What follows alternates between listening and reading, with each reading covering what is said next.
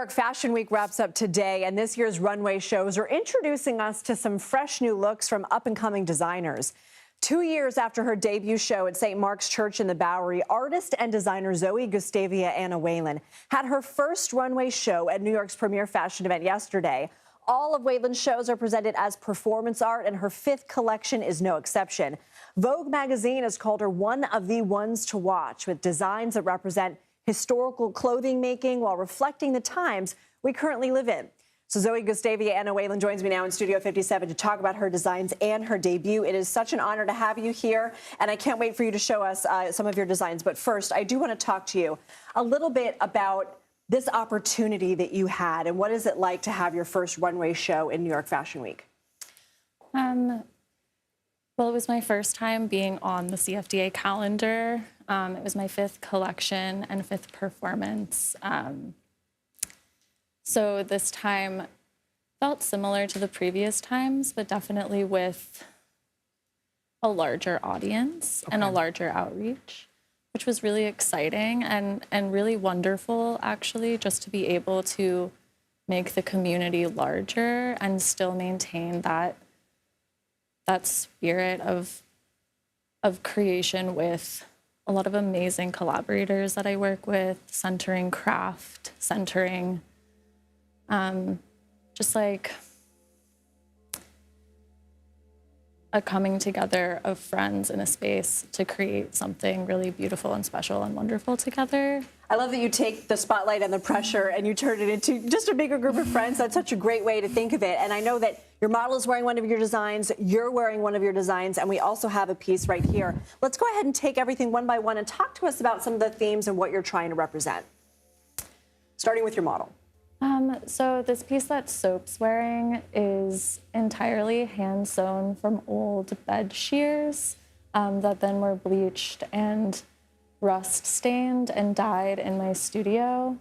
And then the bustle piece on the back is crafted from old silver plates in collaboration with my friend Visaris, who's a sculptor. We used just old silverware, old silver plates to recreate kind of these armor-esque pieces that were also referential to these kind of Victorian-era bustles that I'm drawn to, just to create interesting silhouettes and kind of a proposal for, I don't know, a contemporary era of fashion that does look back to a pre-industrial revolution kind of style and how we thought about clothing before the invention of the sewing machine and factories, and just historical forms of body modification I find really interesting, especially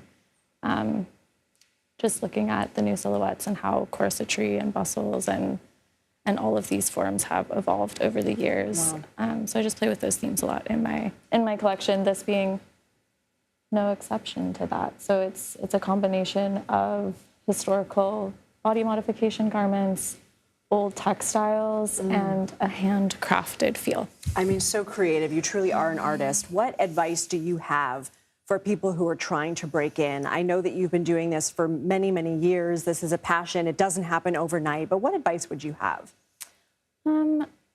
I think the more that I'm just really kind of radically honest with myself about my core value system, and just trying to apply that in every single element of what I do and how I communicate with everybody about my designs, about my vision, about what I want to bring to the fashion space. I don't know, I think clothing is such an emotional communicator, and really my belief is that we can use it to become a connecting force within humanity and just bring it back to this space really of art, of fashion, of connecting with one another.